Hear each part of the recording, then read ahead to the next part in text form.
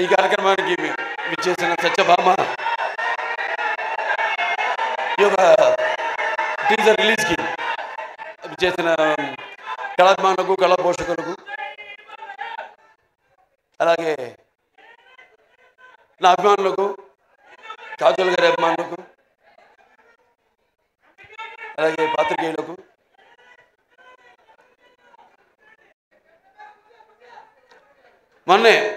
మొన్నటితో election canvassing అయిపోయింది. వచ్చా shooting మొదలుపెట్టేద్దామన్న మంచి ఊపిలో వచ్చాను. ఇప్పటిదాకా షూటింగ్ మొదలు పెట్టలేదు. సరే, దాంతో ఈ యొక్క ఫంక్షన్కి రావడం ఒక రకంగా ఏదైతే నేను ఈ 45 రోజులు 50 రోజులు మిస్ అయ్యాను అది కెమెరాని, ఇవాళ ఈ ఫంక్షన్ ద్వారా దాన్ని తీర్చుకుంటున్నందుకు చాలా సంతోషంగా ఉంది. ఎవరో మార్చు నిర్మాత బాబీ టిక్కా గారు, అలాగే శ్రీనివాస్ గారు అండ్ శశి కిరణ్ టిక్కా గారు ఆయన సమర్పించిన సత్యభామ, సుమన్ గారు దర్శకత్వం వహించిన సత్యభామ సినిమా ఈ యొక్క టీజర్ రిలీజ్కి రావడం చెప్పాను, చాలా సంతోషంగా ఉంది. అలాగే నా ఆశీస్సులు సినిమాకి. ఎందుకంటే సత్యభామ అన్నది కొన్ని పేర్లు ఉంటాయి. ఆ పేర్లు వినగానే మనం తలుచుకోగానే మనలో ఒక తెలియని ఒక వెన్నముక్కలో ఒక కిలికించుతాలంటాం, అంటే ఒక వైబ్రేషన్. కొన్ని పదాలు ఉంటాయి వాడతాం మనం, కిలికించుతాలని. మన తెలుగు భాషలో అదే గొప్ప. మేము ఆదిత్య 369లో వాడేము ఆ పదం, కిలికించితాలలో జానవులు. ఇట్లాంటి భాష మన తెలుగు భాష. సరే, భాష గురించి కాదు ఇప్పుడు ఇక్కడ. అంటే ఒక అనుభవం మనకు కలుగుతుంది. అలాంటప్పుడు మరి ఒక సత్యభామ అన్న పేరు అంటే శ్రీకృష్ణుడు మరి ఒక పారిజాత పుష్పాన్ని హరించడానికి వెళ్ళినప్పుడు ఎప్పుడన్నా మనం ప్రయాణాలప్పుడు కూడా గుర్తుపెట్టుకుని కొంచెం నేను ఎప్పుడు ఈ మంత్రాన్ని ఉచ్చరిస్తూ ఉంటాను. ప్రయాణే గరుడారూఢం పారిజాత హరం హరిం సత్యభామ యుతే ధ్యాయేత్ సర్వకార్యార్థ సిద్ధయ్య అంటాం. దేవుని తలుచుకుంటాం, ఓకే, శ్రీకృష్ణుడు రాముడు వీళ్ళని. కానీ ఆ పక్కన ఎవరున్నారు? యుద్ధానికి వెళ్ళినప్పుడు ఆ పారిజాత పుష్పాన్ని హరించడానికి వెళ్ళినప్పుడు పక్కన సత్యభామ ఉంది. సో ప్రయాణే గరుడారూఢం పారిజాత హరం హరిం సత్యభామ యుతం ధ్యాయేత్ సర్వకార్యార్థ సిద్ధయ్య. అటువంటి పేరు సత్యభామ. అండ్ ఉమెన్ ఎంపవర్నెస్కి పేరు కూడా సత్యభామ. ఎందుకంటే మరి శ్రీకృష్ణుడు ఉండొచ్చు అష్టభార్యలని, కానీ వాళ్ళలో ఆయన్ని తన చెప్పు చేతుల్లో అంటే ఒక సత్య విధేయుడిగా చేసుకున్న ఒకే ఒక భార్య, అది సత్యభామ. సో అలా వాళ్ళ కంపాటబిలిటీ చూస్తున్నాం మనం సొసైటీలో. ఎలా ఒకళ్ళొకళ్ళు మనం కంపేర్ చేసుకుంటూ ఆడ మగ. ఇవాళ నిజంగా చెప్పాలంటే మగాళ్ళే ఉన్నారు పెళ్ళిళ్ళకి ఆడవాళ్ళ కంటే కూడా. ఇవాళ ఆడవాళ్ళు కరువు అయ్యారు మనకి పెళ్ళిళ్ళకి. అలా ఉంది వాళ్ళ సమాజం పరిస్థితి. అంటే నీకు తప్పు పట్టడం కాదు, ఇది ఇప్పుడు వచ్చిన ఈ యొక్క దైనందిన కార్యకలాపాల్లో పడిపోయి ఎలాగైతే మనిషి ఈ అన్న వస్త్రాలు అనే అవసరాలతో పాటు సినిమాను కూడా ఎంచుకున్నాడో అలాగే వాళ్ళ జీవితాలు కూడా మరి ఎలా వాళ్ళ కాళ్ళ మీద నిలబడాలి అన్నది దాంట్లో వాళ్ళు కూడా సతమతమవుతూ ఆ దీర్ఘ వ్యధలో వాళ్ళు కూడా ఇవాళ ఇండిపెండెంట్ అంటే వాళ్ళ నిర్ణయాలు వాళ్ళు తీసుకునే వాళ్ళకి ఒక ధైర్యం, అలాగే వాళ్ళకి ఒక హక్కు, అది హక్కుగా మారడం. దానివల్ల ఇక మనం చూస్తున్న పరిణామాలన్నీ ఈ సమాజంలో. సరే, మరి ఇవాళ సత్యభామ అని పేరు పెట్టి మరి మేము చేసాం. అనిల్ రావుపూడి గారు, నేను మన భగవంత్ కేసరి, నేలకొండ భగవంత్ కేసరి, దాంట్లో గుర్తొస్తుంది సీరియల్లో క్యారెక్టర్ బనావ్ బేటీకో షేర్ అంతే అన్నా నేను. దాంట్లో ఈవిడేమో బనావ్ కాచికో షేర్ అని మొత్తం అసలు సినిమాలో చూస్తుంటే ఆ ఫైట్లు ఏంటి అసలు, యాటిట్యూడు అద్భుతం. అంటే ఆర్టిస్ట్కి ఒక కోలమానం లేదు, ఇదే పాత్రలు చేయాలి నేను. ఇప్పుడు నవీన్ చంద్ ఉన్నాడు,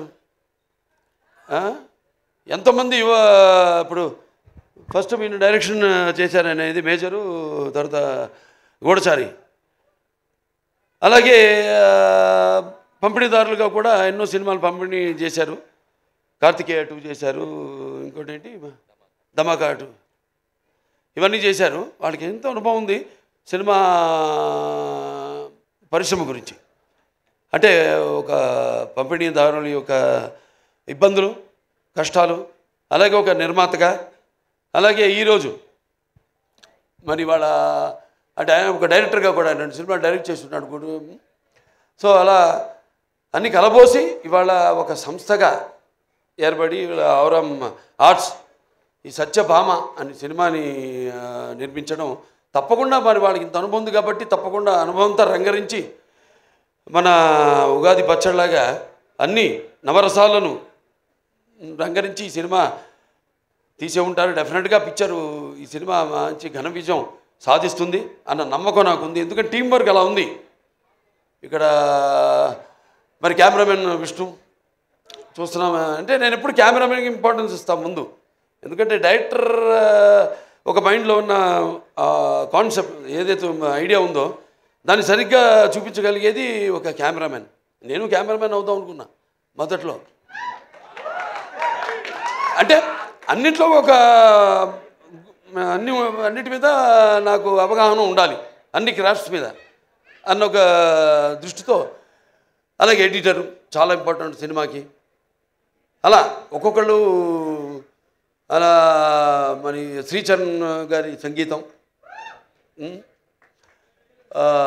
అప్పుడప్పుడు పాటలు కూడా పాడుతూ ఉంటా. మామా ఇక పెగ్గిల్లా. అలాగే ఇంకా చాలా పాడాను కానీ ఉన్నాయి కొన్ని, ఇంకా వస్తే బయటకు వస్తే నెమ్మదిగా ఒక్కొక్కటి. సో ఇలా అలాగే ప్రేక్షకులు ముందుగా ముఖ్యంగా ప్రేక్షకులు ఎంత అద్భుతమైన ప్రేక్షకులు ఉన్నారు ఇక్కడ. ఇవాళ మనం తెలుగు ఇండస్ట్రీ, ఇవాళ మనం భారతదేశ చలనచిత్ర రంగంలో చూసుకుంటేనే ఇవాళ మనం మొదటి స్థానంలో ఉన్నాం మనం, తెలుగు చలనచిత్ర రంగం. సో ఇవాళ నారద జయంతి కూడా, ఆ నారద మహాముని ఆయన గురించి ఎవరు మాట్లాడుకోరు కానీ ఒకటి మాత్రం చెప్పగలుగుతాను, నాసం వాహమి వైకుంఠేనా. అంటే ఈ యొక్క నాన్నగారు అన్ని పాత్రలు చేశారు, ఆయన చేయని పాత్ర లేదు. కానీ నారదుడు ఒక్కడు చేయలేదు ఆయన. ఆ నారదుడు ఒక పాత్ర చేసే అదృష్టం నాకు దక్కింది. అది శ్రీనివాస కళ్యాణం సినిమాలో నేను నారదుడిగా యాక్ట్ చేశాను. సో అదొక తృప్తి ఉంది నాకు, ఆయన చేయని పాత్రల్లో ఆ నారదుడి పాత్ర ఒకటి నేను చేయగలిగానని. సో ఇలా సినిమా బాగుంది, ట్రైలర్ చాలా బాగుంది. ఇంకా కాజల్ గారి గురించి చెప్పక్కర్లా, ఆల్వేస్ ఫైర్ బ్రాండ్. అంటే అన్ని గుణాలు, ఆర్టిస్ట్ అంటే కేవలం అరవడము నవ్వడము లేకపోతే ఒకరిని ఏడిపించడం కాదు. ఒక పాత్రలోకి వెళ్తున్నాం మనం, ఆ పాత్రలో ఒక ఆత్మల్లోకి వెళ్తున్నాం. ఆ పాత్ర ఒక లోతులు మనకు తెలియవు. ఆ పాత్రకి వెళ్ళినప్పుడు ఆ పాత్ర వరకు అంటే ఎన్ని పాత్రలు, స్పాన్ ఆఫ్ 16 years, 16 సంవత్సరాలు, మరి ఎన్ని రకరకాల పాత్రలు చేసి మరి ఒక పాత్ర నుంచి ఇంకో పాత్రలోకి, ఇంకో పాత్ర నుంచి ఇంకో పాత్ర పరకాయ ప్రవేశం చేస్తూ మళ్ళీ ఒక కంబ్యాక్ మధ్యలో అన్నీ ఒక స్త్రీ మూర్తిత్వం. అంటే కార్యేషు దాసి కరుణేషు మంత్రి భోజేషు మాత శైనేశ్వరంబ రూపేచు లక్ష్మి క్షమయ ధరిత్రి అన్నట్టు అన్నీ చూసుకుంటూ అన్నిటికీ సమపాళ్లలో న్యాయం చేస్తూ మళ్ళీ ఒక బిడ్డను కూడా కానీ మళ్ళీ తిరిగి ఇండస్ట్రీకి రావడం. మా సినిమాకి ఒప్పుకున్నందుకు నేలకొండ భగవంత్ కేసరికి ఆవిడకి నా మనస్ఫూర్తి కృతజ్ఞతలు తెలియజేసుకుంటున్నాను. ఎందుకంటే జనరల్గా ఒక స్టాంప్ పడిపోతుంది అంటారు, అదొక నానుడి.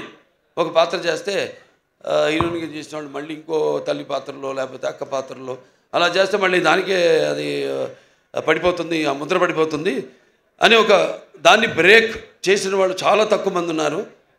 చాలా వేళల్లో లెక్కపెట్టి చెప్పచ్చు ఎంతమంది ఉన్నారు. వాళ్ళల్లో ఈ కాజల్ అగర్వాల్ గారు ఒకరు. Hats off to you for all the energy. And ఇప్పుడే కాదు, నేను మొదటి నుంచి కూడా ఆవిడ సినిమాలు చూస్తూ ఉన్నాను. చేయాలని ఉండేది, మంచి ఎనర్జెటిక్ ఆర్టిస్టు. బట్ ఎటువంటి కాంబినేషన్ పడాలి ఏంటి అన్నది మరి ఆవిడ ఎందుకో మా కాంబినేషన్ అప్పుడు కుదరలేదు. తర్వాత మా ఈ యొక్క నేలకొండ భగవంత్ కేసరిలో మేము కలిసి యాక్ట్ చేయడం ఒక మంచి ఎక్స్పీరియన్స్. అంటే ఒక ఆర్టిస్టు అందరూ అంటారు ఏదో ఒక కోలమానం అని, ఒక దీనికి డిసిప్లిన్ కానీ ఒక డెడికేషన్ కానీ ఏదంటే ఇప్పుడు మా పేర్లే తీసుకోవడం ఒక ఆనవాయితీ అయిపోయింది. కానీ ఎంతోమంది ఉన్నారు నటులు, కాజల్ అగర్వాల్ గారు లాంటి నటులు అయితే ఎంతోమంది చాలామంది ఉన్నారు. యథా రాజా తథా ప్రజలాగా మనం సవ్యంగా నడిస్తే మొత్తం సమాజం కూడా తిన్నగా నడుస్తుంది, సవ్యంగా ఉంటుంది. అలా మన తెలుగు ఇండస్ట్రీ రామారావు త్వరత అంటే రామారావు గారితో మొదలైంది ఆ డిసిప్లిను, ఆ డెడికేషను, ఆర్టిస్ట్కి ఒక మర్యాద అన్నది. సో దాన్ని ఇలా ముందుకు తీసుకెళ్తున్నందుకు మేమంతా ఆయన వారసులుగా చెప్పుకున్నందుకు, వారసులు అంటే కేవలం ఆయన గురించి చెప్పుకోవడం కాదు, ఆయన చేసిన సినిమాల గురించి చెప్పుకోవడం కాదు, లేకపోతే ఆయన నడిచిన దారుల గురించి చెప్పుకోవడం కాదు. మనం వాటిని అనుసరిస్తున్నామా లేదా, అనుకరించడం కాదు, అనుసరిస్తున్నామా లేదా అన్నది ముఖ్యం. సో అటువంటిది ఆయన వారసులుగా అందరం తెలుగు చలనచిత్ర రంగం ఇలా ముందుకు దూసుకుపోతున్నందుకు చెప్పాను ఇందాక, మన భారతదేశ చలనచిత్ర రంగంలోనే ఇవాళ మనం మొదటి స్థానంలో ఉన్నాం తెలుగు చలనచిత్ర పరిశ్రమ అనేది. సో ఇటువంటి ఇంకా మంచి మంచి సినిమాలు రావాలి. ఎందుకంటే ఆర్టిస్టులో ఎన్నో కోణాలు ఉంటాయి, ఎన్నో కోణాలు. ఇప్పుడు నాకు చేయాలని ఉంటాయి ఎన్నో పాత్రలు. నాన్నగారు ఎప్పుడు ఒక 20 సంవత్సరాల ముందు ఆలోచించేవారు ఆయన, ఆలోచించి సినిమాలు చేసేవారు ఆయన.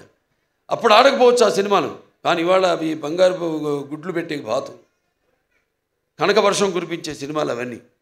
సో అలా ఎప్పుడు మనం ముందు నేను ఇంకా కొట్టుకెళ్ళగలుగుతున్నానంటే అంటే ఒకటి ఉంది హిందీలో, ఈవిడేదో తెలుగులో చెప్పిన డైలాగు, ఇది కభీ గిర్నా భీ అచ్చా హై అప్నా औकात का पता चलता है, जब कोई आगे बढ़ते उठाने को अपनों का पता चलता है, जो